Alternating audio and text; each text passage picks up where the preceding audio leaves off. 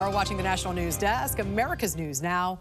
I'm Jan Jeffcoat. It's Tuesday, August 19th, and this morning, Texas state lawmakers setting their schedule to vote on new congressional maps that could give Republicans 5 additional seats in the House.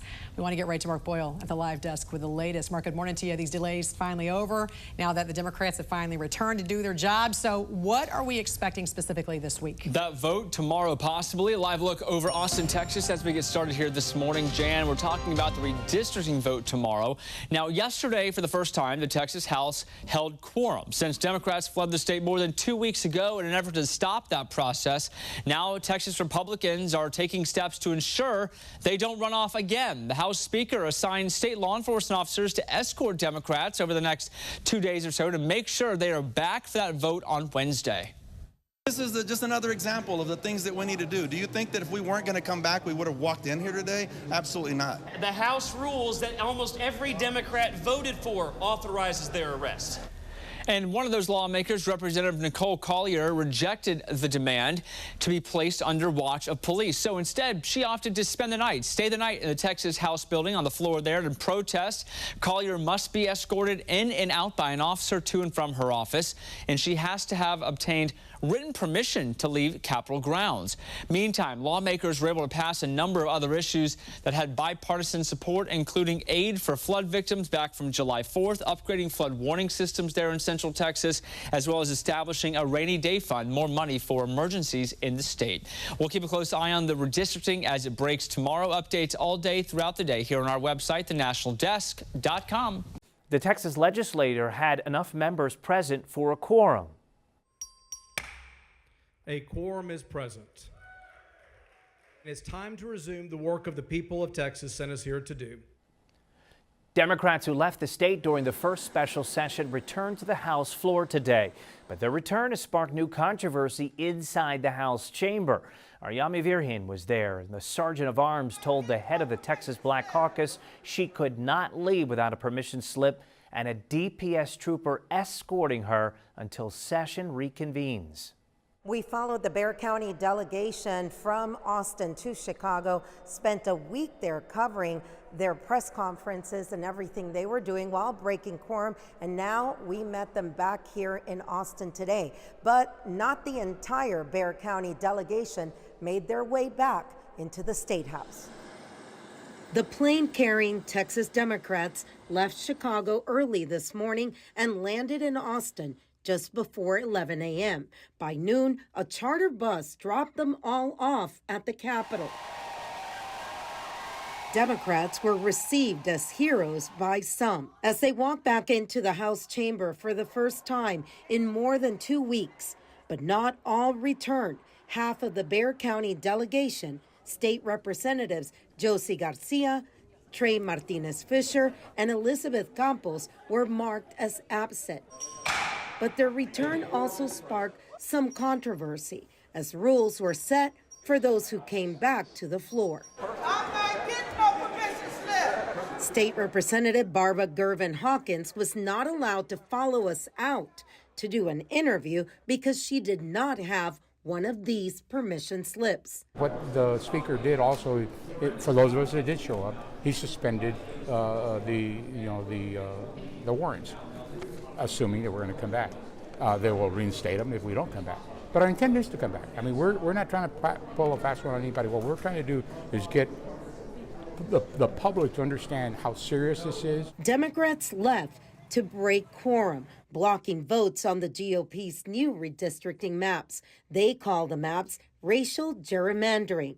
Governor Greg Abbott disagrees and has said they add 4 Hispanic majority districts, but Democrats have told us most residents there are too young to vote. Those who return to the House floor do not only have the permission slips now, but are going to be escorted by DPS troopers until the House reconvenes. I mean, look, I got my permission slip. Where's Officer Estrada? She's probably not long enough. She's right there. I told her that I'm going to try to get away from her the whole time. We're going to have fun. We're going to get to know each other. Again, this is the way the state does business. If I give you my word and I say I'm coming back, I'm coming back. From the chair of the Mexican American Legislative Caucus to San Antonio State Rep Diego Bernal, we saw all of them leaving with their DPS escorts. But not all Democrats are against this. Last week, we reported that State Representative Solomon Bojani was getting death threats after the Tarrant County GOP chair said he was a radical Muslim who should not be allowed to hold office. Here's a guy who is a radical Muslim, foreign-born. In my opinion, we shouldn't even allow foreign-born people like Ilhan Omar or this guy in New York or the guy running for, mayor up in Minnesota. I mean, none of these people. I am taking in the positive way because I do need that security. I mean, as you can imagine, so much negativity has spread on social media. And so I welcome this from the speaker, and I say thank you for providing safety and security for our members. Especially people like me who have been doxxed. With permission slips and DPS troopers in place, the House is ready to get back to work, since the return of the Democrats means that they do have a quorum. The House will reconvene here in Austin on Wednesday. Yami Virgen, Fox SA. Melissa Vega at the Live Desk. Well, happening right now, Texas House Democratic Caucus saying that a member of the Texas House is being detained tonight as a political prisoner. Representative Nicole Collier out of Fort Worth says she is not signing a permission slip. So she was told that she had to stay on the House floor, and that is where she is right now. We have pictures of Representative Collier in a very empty House chamber. Collier, an attorney and 7-term lawmaker, was one of the Democrats who broke quorum, left to Illinois. The Texas House Democratic Caucus saying that she is refusing to sign the permission slip that would assign her a tax-funded escort to require her to follow her every movement throughout the state 24/7. Well, State Senator, that is, Roland Gutierrez, is at the Capitol tonight. And here's what he just posted a short time ago. It's nonsense. This speaker is out of line, and he has essentially locked up Nicole Collier in there, who she will stay there. She is not going to sign this permission slip. It's just nonsense. Yeah, and right now there are people outside of the House chamber. They're actually chanting to let Representative Collier go. But again, she is in there on the House floor, plans to stay there because she said she is not signing anything. We're told that she may be in there until Wednesday. That is the latest from the Live Desk. And some Republicans. Overnight, a Democratic Texas lawmaker spent the night on the state House floor. She's still there. State Representative Nicole Collier is one of the dozens of Democrats who returned to Austin, Texas yesterday after they had left the state to protest the Republican redistricting efforts that have been going on. As we've been tracking, Collier refuses to go along with a Republican demand that the Democrats who left the state now have a law enforcement escort if they leave the Capitol grounds until the House reconvenes. Most Democrats complied, signing what they called permission slips. Collier said this about why she would not. We've had enough. We've had enough of them taking all of our rights away. And so I've taken a stand. Hell yes. I'm pushing back. Yeah. And that's what we got to do. When I heard the order, I was like, hell no.